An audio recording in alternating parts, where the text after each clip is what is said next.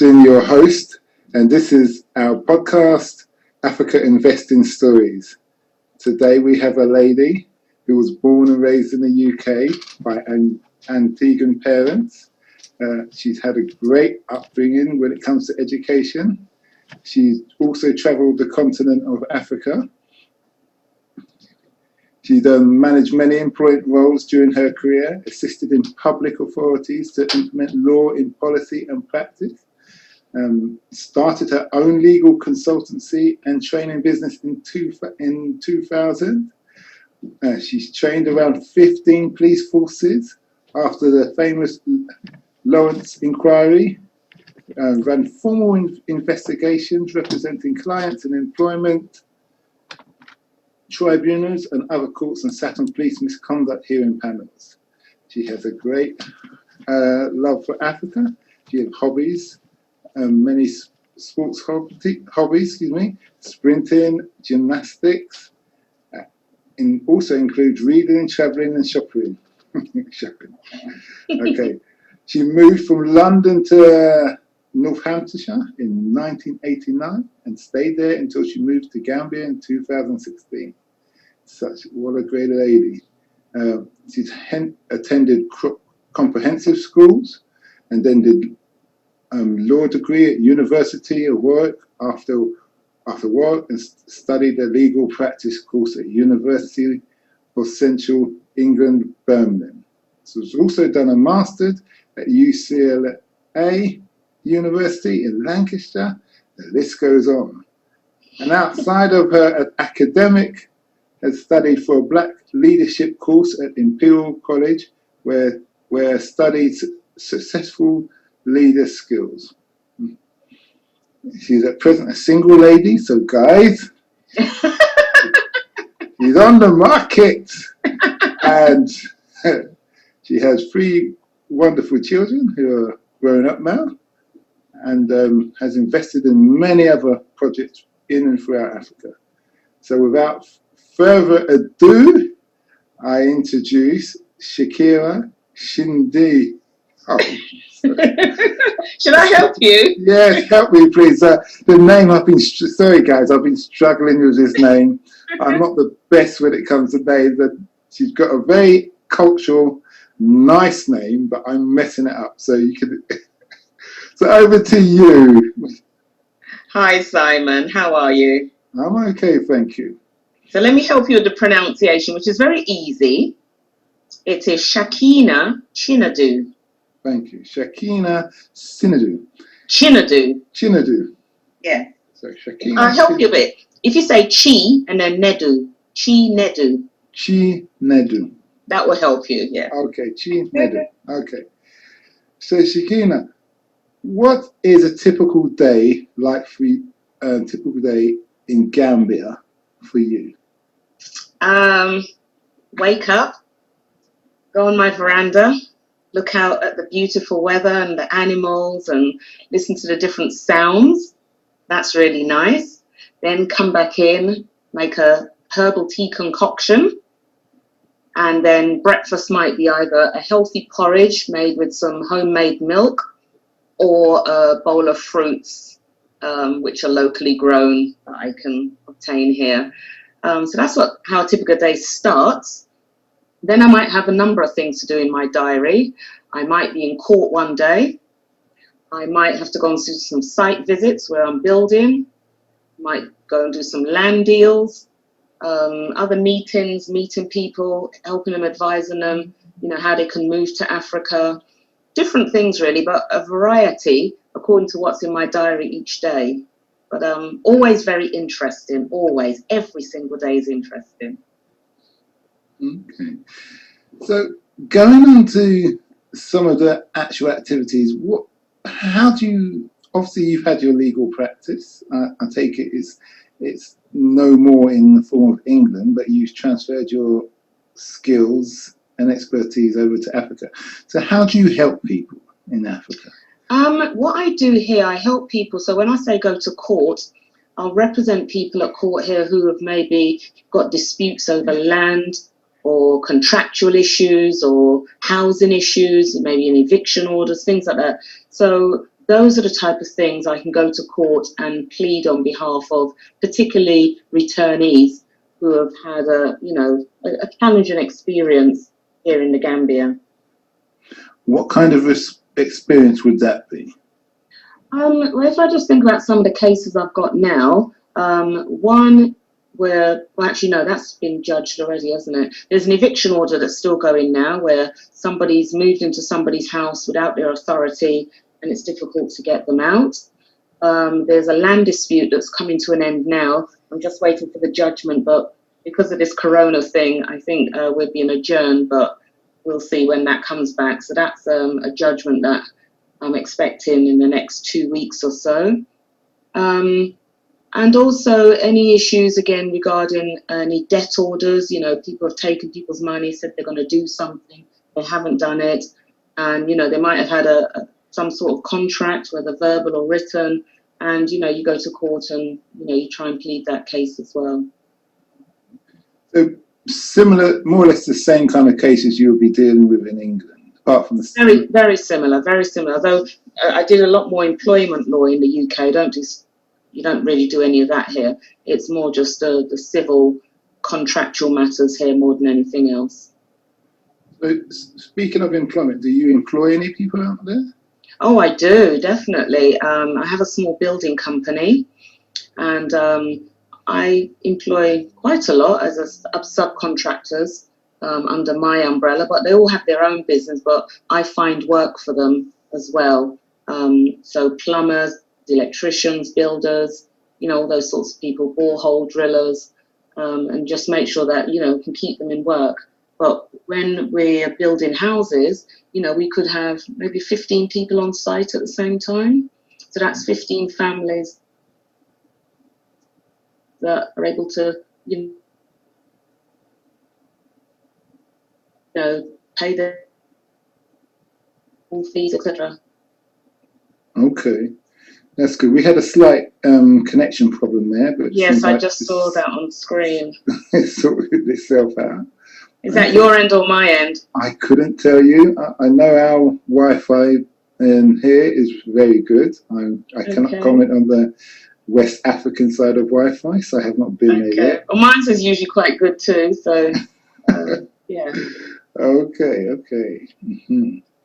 What made you make the decision to invest in Africa?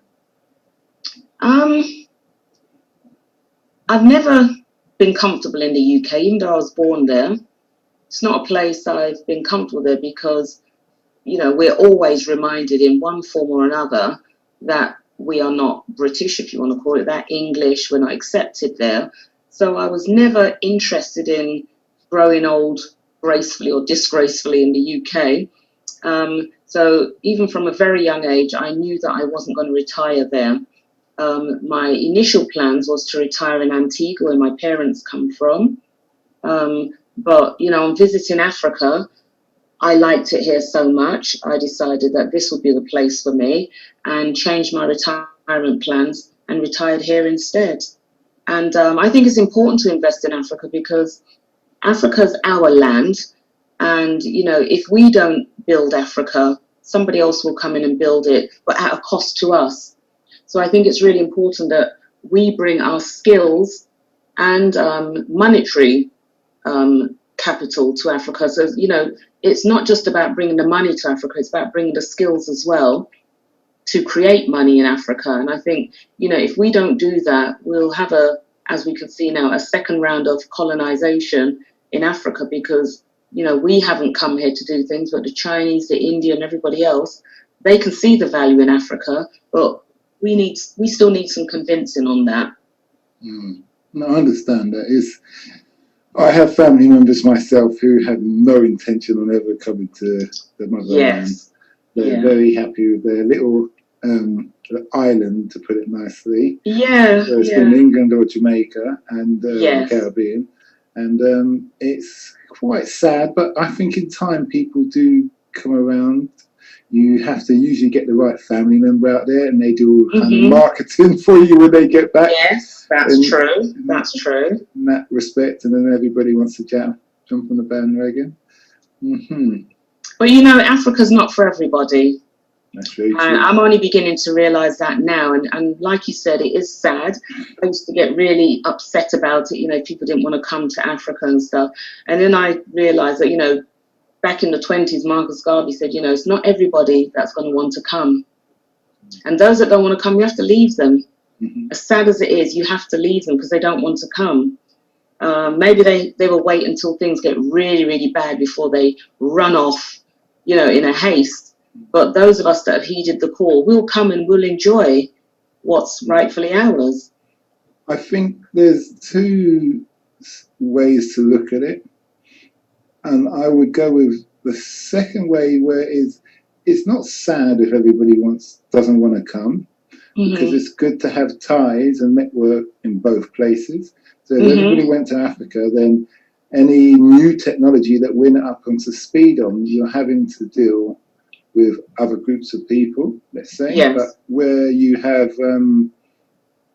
just like the Indians and Jews and many other cultures out there, where they can just deal with people anywhere in the world because they have people placed here and there. So I think that's a great idea in that respect. Yeah, the other way is it's sad. But I think once everybody wants to see that safari that David Attenborough always speaks about. Oh, but that's not all of Africa. I know it's not all of Africa, Yeah. but it's one of those things you can only get in Africa. Yes, definitely. So that is something for people to be interested in. I think people have got to accept Africa for what it is. We had a celebration a few months ago, and one of the speakers said, if you want to see Africa in a particular way, you create that type of Africa. And I'd never thought about it in that way before. But, if we want to see Africa in a particular way, it's up to us, Africans, to make that happen. We can't depend on anybody else to do it for us. What's been the most valuable lesson you have learned? Oh, gosh, to be grateful for what I have. Now, let me explain that. Not that I haven't had, because I've had a lot. I've had a very privileged upbringing and life so far. But I think Africa humbles you a little bit. And, you realize that some of the materialism that we were running for, killing ourselves for in the West, was really just almost brainwashing us or stopping us from being more creative. And I find that in Africa, not because you can't have the niceties, because you can if you want to, but it also makes you realize that you can be more creative with your surroundings and what you have. So, you might look at different materials, natural materials that you can use in building, or recycling things more, instead of just, I can throw away that handbag and get another one. Why not just cover it in African cloth or something like that? So it does help you to be a little bit more grateful for what we have been blessed with as a people, in terms of the resources, the surroundings that we have, maybe not to waste things so much, because, you don't need to waste things here, because you realize that some people have and some people don't have.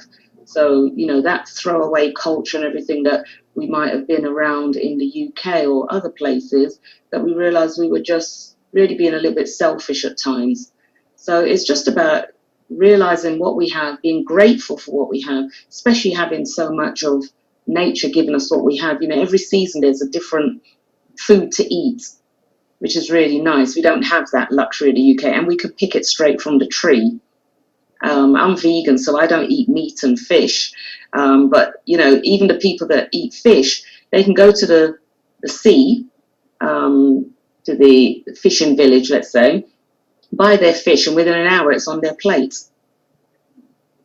Yeah, really fresh, not something that's been in the deep freeze in Tesco or Sainsbury's for months and months.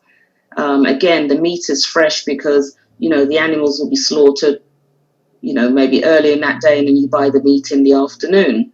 And as I said, we've just come out of watermelon season. We're in orange season now, and I'm watching the mangoes like a hawk, because mangoes are coming soon. And They're my favorite. So, you're looking forward to all the different things that you can eat that keeps you healthy and, just makes you really grateful that in Africa we've got a lot. We don't have to go out and buy everything. Yeah, pineapples are my favorite. I love Oh, the pineapple. gosh, yeah. And because I bought 2 the other day. we're I was based in Kenya. Because we're next to Uganda, we kind of get a double season. Because Uganda's season's slightly different from Kenya's. Right. And Ugandans have a different kind of pineapple as well. I didn't realise. But their pineapples are big. But Kenyan pineapples are good as well. But I just have to say, a lot of my listeners are Kenyan. Yeah, in that respect. Yeah. Mm-hmm. Yeah. Regarding buying land for foreigners, is that a hard thing? No, not at all. There is a rule about how much any one person can buy, which is 50 by 50, which is about half an acre. So let's say if I was a single person buying, that would be my limit in one transaction. A couple could buy, say, 1 acre, which is about 100 by 100, which is a massive plot of land anyway. But otherwise than that, even if you're not a citizen, you can still buy land here. Is it leasehold, freehold? Both. You can buy both. Okay, that's good. You can buy both. I've got a number of estates here. Most are freehold, but one is leasehold. Where are your estates located? By the ocean or inland? Well, because Gambia is a small place, you're never very far from the beach at all, or the river, because it's a small, it's the smallest mainland country in Africa. So it's very, very tiny. It's just a slither of Senegal, really. So you're not far. So where I've got estate number 1, 3, and 4, they're quite near, literally across the road from the beach, and maybe 10-minute walk or drive to the beach. Number 2 is near the river and the forest, and number 5 might be about 20-25 minutes to drive to the beach. Okay. So as I said, not very far at all to get to the beach. So are your estates part of your business empire, as in your timeshares, that kind of thing? No, it's not like that. It started off as, somebody gave me an opportunity to sell 40 plots of land, and I took it, and it sold within 3 days. And I thought, wow, it's amazing. People really want to come home. And then I started getting more and more inquiries. And, do another estate that would go very quickly, so on and so forth, until now I'm up to number 5's just been sold as well. So what it is it's all empty land, and then all the buyers will decide what kind of house they want to build on there when they're ready. But I will facilitate that for them as well. Okay, that's good. Okay. For me, the most... Sorry? Are these buyers who will live in there for permanently, or they just come there for holidays? Some might come and go, because there might be, I have some people in their 30s, 40s, 50s, 60s, different ages. Some that are, say over 50, they might come permanently because they might retire. Some might go and come every 6 months, because not everybody likes to be in the rainy season. Some of the young people might build their house and use it as a rental income to start with, and then move out later on, because they might want to still stay in the UK to, earn their money. So it's different people coming here for different reasons. Are they what niche? Where's their background? Are they from the Caribbean, brought up in England, or are they just anybody? Yeah, some from the Caribbean, from Caribbean parents. Some were born in the Caribbean. Some are American. So really, anywhere where I'll say our ancestors were taken and people want to return home, that's where people are coming from. Yeah. So you've got an ever-growing market then. Very, very. That sounds really good. That's good to hear. Is there anything you would do different from your move to Africa, to Gambia? Absolutely not. Now, why would I want to live in the UK at this age? Just to make sure I understand. Make sure there's nothing there. No, what I'm referring to, I've probably posed that question slightly wrong. When you moved there, was there any experience that you think now, if I had known what I know now, I would have done that differently? I would have still moved, but I wouldn't have whether trusted this person or done this with my money or anything like that. Right. I've been very, very fortunate. You know why? Because I'm a very cautious person. I can be spontaneous, but I think about things very carefully. So I've been coming backwards and forwards for 15 years here. Yeah.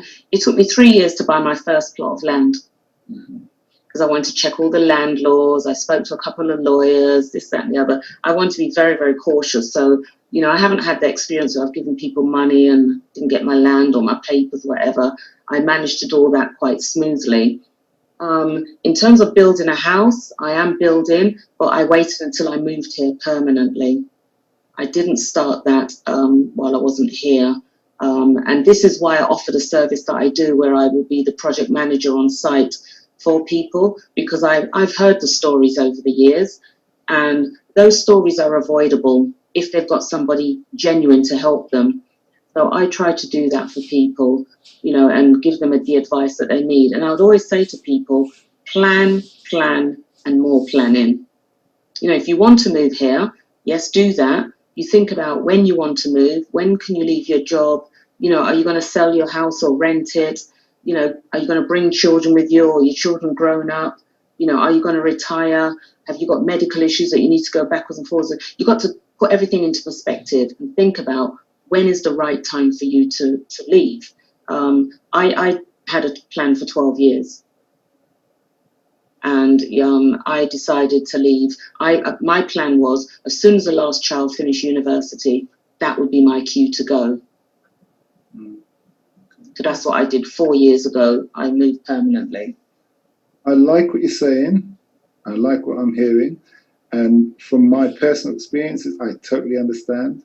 It's probably your nature of being a lawyer, and I don't know, maybe being a mother. I'm not sure, but I've had an interesting experience, to say the least. It's not my time, so I won't speak of my experiences. But yeah, you're right. It's planning, as we say in the military, fail to plan. Prepare. Yeah, what's it? Fail to plan to fail. That kind of thing. So if you don't plan, if you don't do your due diligence and your reservations, of course you're going to have people out there who will try and take advantage of you. Of course. Yeah, and it's and it's no different, is it? To, you know, you've got cowboys in England, you got them in the Caribbean, you got them in Africa. So if you're cautious in the UK, I would say still come with that cautiousness to Africa, because people are people wherever you are in the world. It really doesn't matter. Is there anything you miss about England? I miss my children, but I'm on video call with them every day. I mean, this morning we were on video call for over an hour, and we were just, because I didn't even remember it was Mother's Day. So they rang me bright and early, and we had jokes on the phone. So much so, you know, the kind of jokes where your eyes are watering when you finish. So me and my daughters were on video call this morning. So when I get that, I feel as though they're here with me most of the time, because I'm on the phone with them every single day, whether by call, video, text, whatever it is. We're just there. And my son, I spoke to him yesterday, texted me this morning. So the children are there with me all the time. I speak to my dad every week. I speak to my brother regularly. So no, I don't miss anything. Okay, that's good. What was the biggest trial when investing in Africa? I think the biggest thing, I would say not so much investing, moving. As much as I had planned to move here, I was happy to move here, I still had a bit of anxiety before I left, because it's a big move. You move into another continent on your own, and, you know, you've got to build your house and all sorts of things, you know, and of course you're fearful of some of the challenges that we spoke about already. So I remember I was happy and anxious at the same time. So, you know, those are funny emotions to go through. And I had to shake myself off one day and say, Shakina, come on now. Your parents left the Caribbean when they were teenagers. They went to England. It was very hostile. And, you know, you're older, much older, more experienced, wiser. You can do this. And I just made up my mind that, you know, this is going to happen. It's going to work. I very much believe in ancestral powers.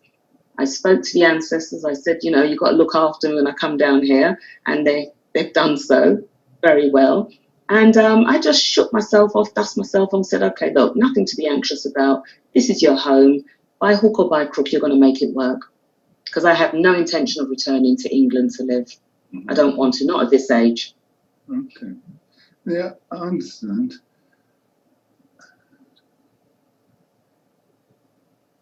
Do you wish you made the decision earlier in your life? I thought about that, and the answer's no, because everything happens at the right time for the right reason. And I think if I'd come earlier, without the planning, without the experience, other people's experience that I'd listened to, maybe I would have had some challenges. It wouldn't have been very nice. So I think coming at the time I did was the right time, because I came armed with a little bit more experience, because, you know, over the years you hear people talking, oh, I had this challenge, I had that challenge. You think, oh, I don't want to go through that. I don't want to fall in that pit. So it made me stronger and wiser. So it was the right time for me to come when I did. You said you help in legal representation and you have your business. But what was your actual plan of business when you went there? I take it many people go, say, oh, I'm going to move to Africa. I hear it all the time. But I always turn to them as someone who's spent over 10 years there myself. And I say, yes. And then what?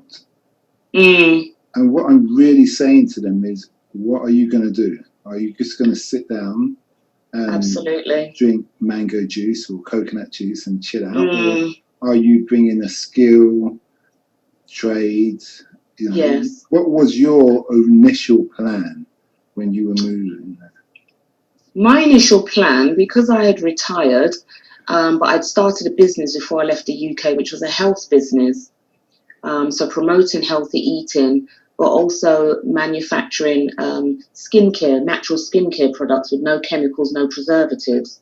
So that's what I was bringing to Africa, because it was about healing our people using what we've got around us, like, you know, shea butter, black soap. So instead of buying these shower gels and creams that are not good for our skin, I was trying to promote, you know, using of natural ingredients, raw ingredients from the continent, but also using essential oils as the healing element of those products. And I did start doing that when I first came, but then it seems that the ancestors just did a 360 shift and, you know, brought me to what I'm doing now. Okay. Are you still doing the... Oh, sorry, you just said you're not doing it anymore. Still do it, but I just do it to order now more than bulk. Okay, what's the website? Give your website a shout out. Oh, gosh, I've got to remember that. Hold on. Sometimes these web addresses. Yeah, you should have that ready, sister. You should have that ready. I should. Promote yourself.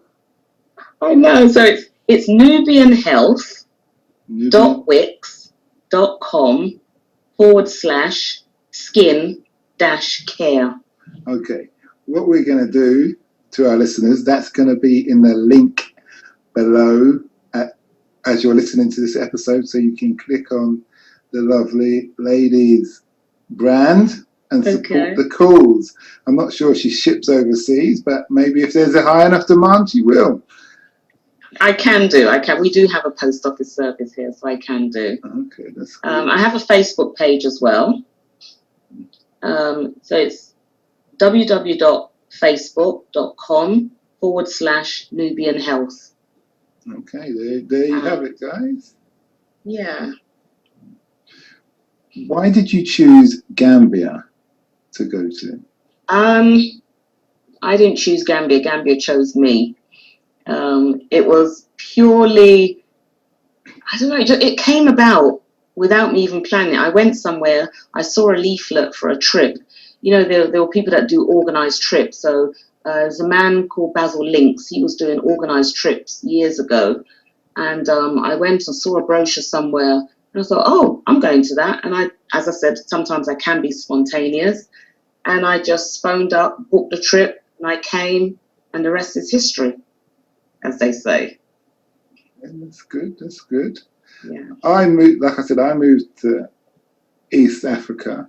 I know most people I know from Britain and America end up in West Africa due to our cultural history of the Yes. whole slave trade, and that's the region that we're originally from. Have you found that you are treated any differently as somebody who's come to Gambia? Do you feel that you fit in 110%? And I say this on the note that I've interviewed other people, and one person in particular who's very pro the diaspora has said, you must understand, you will always be, I don't like to use the term outsider because that's not his actual term, but you're not one of their tribe. So that's absolutely true. You're accommodated, but you know, it's like you have to form your own tribe. Yes, and that's true. The analogy I use is, you know, we were all in a big house. Some of us were stolen away and raised by foster parents, which is the West. And when we come back home, we're not recognized. We look like totally different people. We act like different people. We speak like different people. We eat like different people. We've lost our culture. So we're not recognized. You know, whether we were Mandinka, Serahuli, Aku, you know, Wolof, it doesn't matter. We're not totally recognized because we have been westernized. We've been raised by these foster parents and they've given us their culture. So even though, you know, our skin looks the same, you know, sometimes people will just come up to me and start speaking Wolof or Fuller or whatever. And oh, I thought you were, because we've still got those characteristics. But we are not Africans born on the continent. So we are different. And, you know, we have to celebrate that difference. You know, eventually, maybe some of that westernization will be gone. But for now, we have it. We make no apologies for it because, you know, they've been working on us a long time. And, you know, we will get rid of some of it eventually, but maybe not all. I personally see it like you learn from everything, even if you learn not what to do. And I don't see our experience in a negative eyes. I see that everything we've gone through has built us up into the way we've influenced the diaspora of the world today, as us being like Marcus Garvey is the first Pan-Africanism and all of those kind of things. And we bring a lot to the table and they learn a lot from us.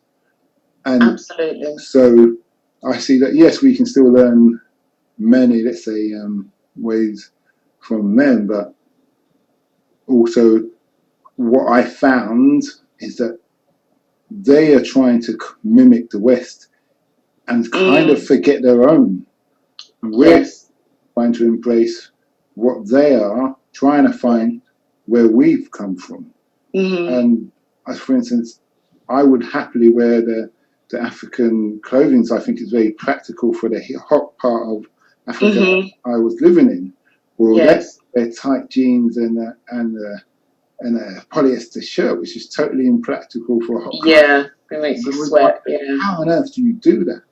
And, you know, it's great. And I'm thinking, no, it's not. Actually, you look better in what your cultural colours and but then you know? But you know, we've both had that experience of, you know, we were raised by the Westerns through slavery. The Africans were raised or influenced by the West through colonization and still being influenced by that. You know, this is why skin bleaching is still quite, you know, prevalent down here. people thinking light skin is better, as you said, want the Western way of life more than their own culture, things like that, because they're still being influenced by that westernization, even to today. What a real positive thing I found is that quite a few countries in Africa have actually banned bleaching now. The government has recognised that it's not a good thing, and it does mental, psychological damage to why people want to do that. And he's just said no, which is great. Obviously, there's going to become a black market for it, but generally, the fact that they can acknowledge that no, it's not acceptable is a great thing. Yeah. Well, a lot of countries have banned it, but I think the difficulty is enforcing it. That's the difficulty. It's the enforcement of it, because I still see it in Gambia every single day. You can see, people come to me for me to make creams for them to help their skin, etc. It's so sore, it's so thin, and although I can't bring the skin back to what it was originally, I can only make a cream to soothe it, so that it's not so painful. So that damage is irreversible then? It's irreversible. The skin gets very thin, especially if you've been bleaching a long, long time. So it gets very, very thin. So it's like you were in a fire then? Absolutely. If you notice what happens, the women go red, and then over time, those red patches, their burns, they actually start to go black. So it defeats the object eventually, because the light skin that they wanted, they might have it for a little while, but the more the skin burns, it actually becomes black. So it's black with burnt, not with the natural melanin. Exactly. And then they can't go out in the sun because the skin is so thin. Once you've had burns, they'll tell you in any burns unit, you've got to protect that area of the skin from burns, from the sun. So a lot of these women, they find it difficult to be in the sun. So you can't even enjoy your natural surroundings because you've damaged your skin so much. You should do a podcast on this. I would personally support you and post it to my listeners. I haven't got time for things like that. I don't even have a YouTube channel. I haven't got time for things like that. Okay. You'll be surprised how much business you get through a podcast. But okay, moving on. So do friends and family come to visit you in Africa? Yes, definitely. People love it. And I think once my house is finished, more will come down. My children come to visit, and they'll come more once the house is finished and everything, because that's their little piece of Africa.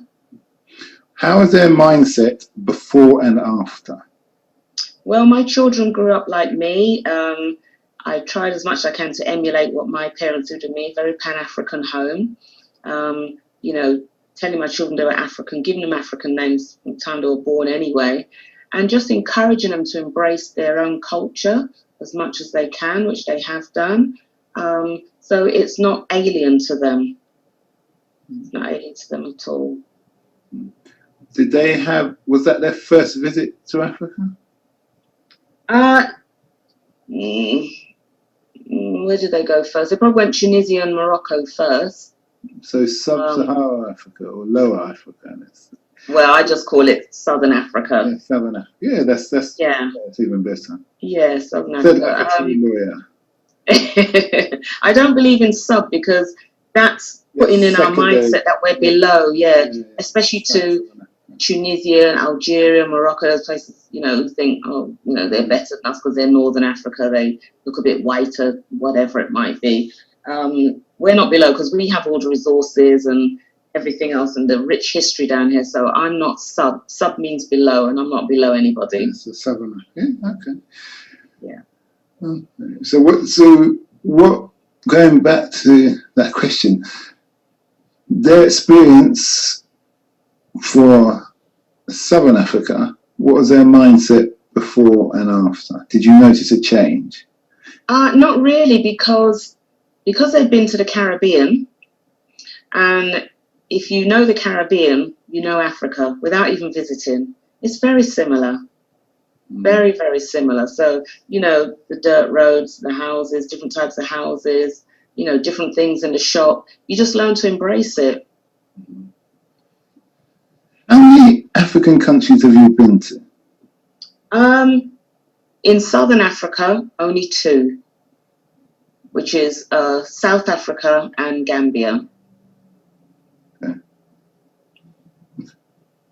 I only ask because I've travelled most of East to Southern and the Northern, not the West or the Central as of yet. Furthest Central I've been is Rwanda, and it's great the diversity that you see, and you see the resourcefulness of what people are doing, from the culture, old traditional way of living to the modern way of living, and this is a big eye opener. There's so much opportunity I see.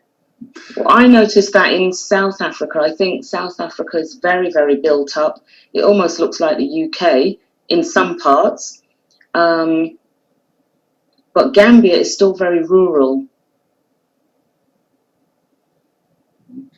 It's a rural country, what I love about it.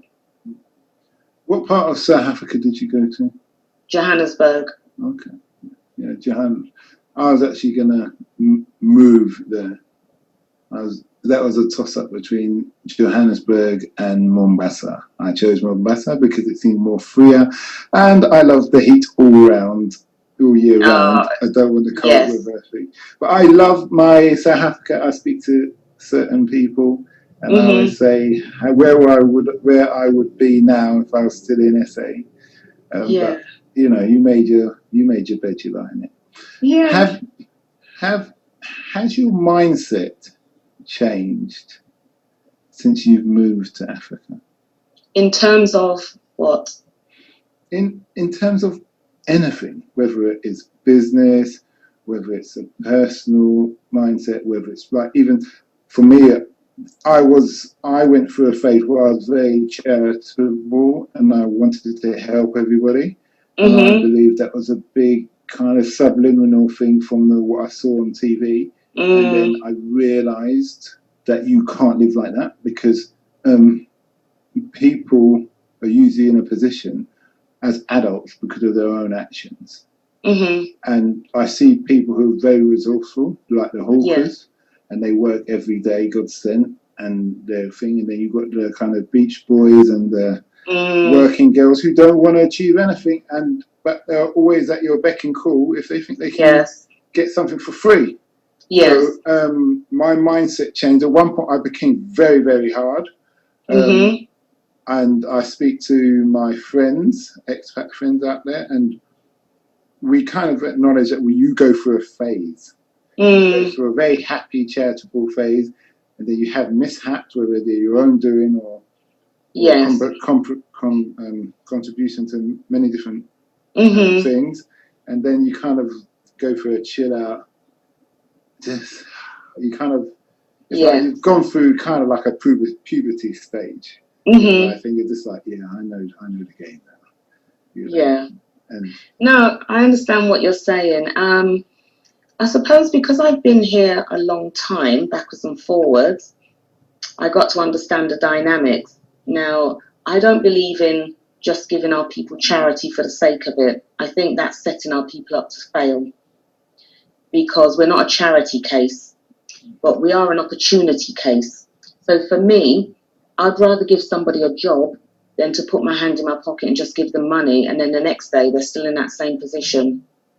I'd rather, as the saying goes, you give a man a fish, he eats for a day. You give him a fishing rod, he eats for a lifetime.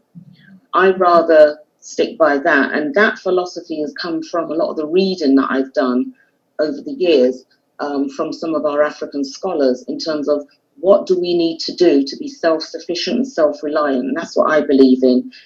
I don't believe in IMF loans and World Bank loans and, the do-gooders coming down and, we can help you, but they're taking a lot more in return.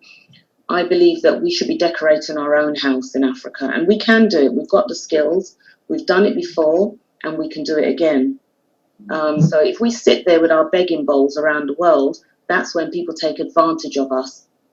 So I believe that, yes, we can do some charity, but not the type of charity where it creates dependency, because we're not dependent people, we are independent people. I personally have a rule, and it's just charities for kids. Kids and babies, it's not adults. Yes. Sorry, kids, babies, and just disabled people. Yeah, absolutely. I agree with that. Disabled people it doesn't include the Western disabled people, because you have every opportunity. The government will give you a car with a special steering wheel and a car that you can wheel your wheelchair in, and you've got disabled access. So it doesn't include that. But when I go overseas, it's disabled people and children and babies. I agree with that. I agree. Those boundaries need to be set. But, if you're a grown man or grown woman, you've got 2 working hands and 2 working legs, you can work.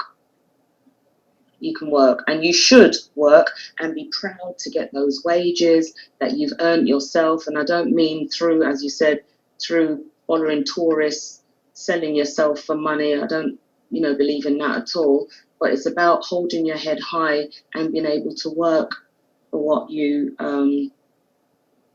And I believe that we, the returnees, we can create a lot of those jobs in Africa when we return to Africa, and also help Africans to create more jobs as well, because we're bringing certain skills. So we can collaborate and we can work together. What would your advice be to someone who wants to invest in Africa? I would say talk to people that are experienced in Africa.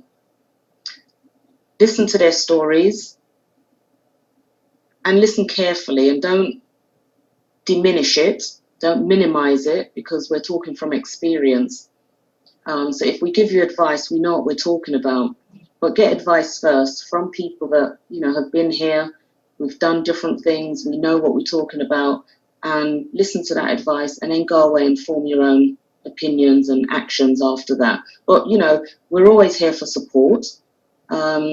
We have something in Gambia called the African Diaspora Returnees Association.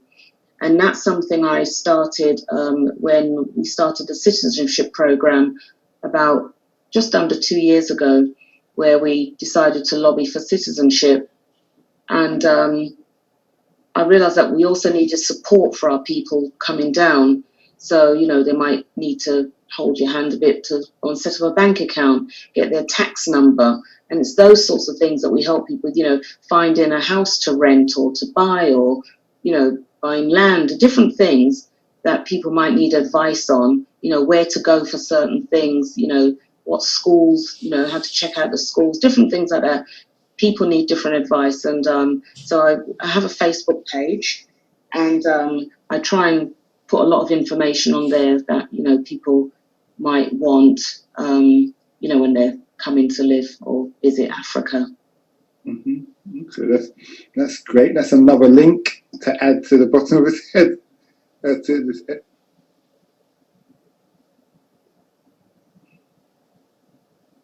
That's great. That's another link I'm going to be able to add to the bottom of this episode. Yeah. Did you have to convince any loved ones that moving to Africa or investing in Africa was the right thing to do? No, I think because my family knows what I'm like, I'm very Pan-African. So they knew that I wasn't going to be 60, 70 in the UK in that cold. They knew that I'd either be moving to Antigua or somewhere else. So when I told them that I was moving to Africa, it was like, it's typical of you. So there was no convincing at all. In fact, it was like, yeah, just do your planning and go when you're ready. Very, very supportive. Didn't have any challenges. My children were very good about it. They were like, Mum, just, as soon as the last child finished university, it was like, yeah, Mum, just pack your stuff and go when you're ready, which I did. And they've been very, very supportive ever since. Have they spoke about coming out there to live with you? Not yet, because, they're still in the middle of their careers where they want to earn their money and do other things. But later on, yes, it is a place that they might come to live as they get older, or go somewhere else. I have a question that I always ask is, did your education status help you? But I think clearly in your case it did. Help me in terms of what? In the whole process of what you're doing now. Yeah, definitely it did. It did. But it wasn't just the education, it was the mindset as well. Having drummed into me from time I can remember, maybe since I was born, that I was African, I should be proud of myself, etc., etc. That really stood me in good stead throughout my whole life, to be confident that, you know, nobody's above me, you know, don't let anybody intimidate me. And as an African, you know, I deserve the best. And so that has really helped me throughout my life. You know, I'm not subservient to anybody. I don't care what position you're in. You know, you don't intimidate me. Would you encourage other people to invest in Africa? Yes, I would. I would. Definitely. Because if we don't build Africa, other people will come in and build it. And then we can't complain. Because if we're not doing it, and other people come and what can we say? We can't say anything. And my last question for today, it's been a great having you on the show, is if you had to do it again, would you? And I believe I know the answer to that. Listen, Simon, if you know how happy I am down here, this is like, when they say living in paradise, it really is. You know, it's so easy here. I can take a day off when I feel like it. I tell people all the time, I'm retired, but I work almost 7 days a week, but I can rest when I want to, and I can work very hard when I want to. I love work. I'm a workaholic, but the work is enjoyable. I'm not stuck in an office behind a computer or around a boardroom like I was in the UK. Wasn't, you know, nobody micromanaging me and all this stuff. I'm free. So it's really, really nice. You know, there's a diversity of work. You know, I look in my diary and say, oh, I've got this to do today. I might not finish till 7 o'clock in the evening, start at 9 o'clock, but I walk around with a smile all day. I enjoy the work. It's so nice. So why would I not want to be here? You know, I've been retired 6 years now, and, you know, working for maybe 30 years before that or more. But this period is really, really good. This is nice. No stress. Just take it in my stride. I can have a Netflix day and chill if I want to, and just say, oh, I'm not putting anything in my diary today. I can go to the spa. I can go to the beach. I can do what I want when I want. Mm. Yeah. That sounds great. That's great. And I was just thinking, when you said Netflix, it's probably the most popular thing in Europe right now because everyone's stuck indoors. Yes, exactly. It's so popular that they said they had to lower the quality of their streaming because they can't get enough people on there at the same time. So, yeah. you know, they can't even get the engineers out to work. But yeah, I know what you're saying. It's been great having you. I'm sure our listeners have learned a lot of your experience. I feel that I'm going to need to call you back at some time to do niche interviews on, like, from body lotions to the investment to the law, because there's a lot you have to share. And I think, like you said, you don't have time for a podcast, but I, of course, do. Because it's a knack, really. I do short interviews, even if I'm in a taxi, I just whip out my phone and interview somebody for 10, 15 minutes or half an hour, however long it goes. Yes. And once you get used to it, it's okay. You may have the setup at home, but it's great. But I'm more than happy to have you back on the show. Like I said, yeah, what I'd like to share also is that I believe in creating a bridge for our people if they want to come to Africa. So I said to you, the first estate was 40 plots of land. And, you know, just about a year later, I'm on number 5. So I do help people if they want to come home and build or whatever they want to do, to buy the land, make sure it's all legal and legit, and then build their house if they want to. And, you know, that is a real comfort for people because they've got somebody on the ground that can look after their business while they're here so they don't experience negative challenges, which they can do while they come here. So that's why I work so hard the way I do, because there are a lot of people that want to come home but not sure what to do, you know, have trust issues because they, you know, don't know anybody here, etc. And that's why I offer the service through Nubian Legal Consultants in Building. Well, thanks again. You're welcome.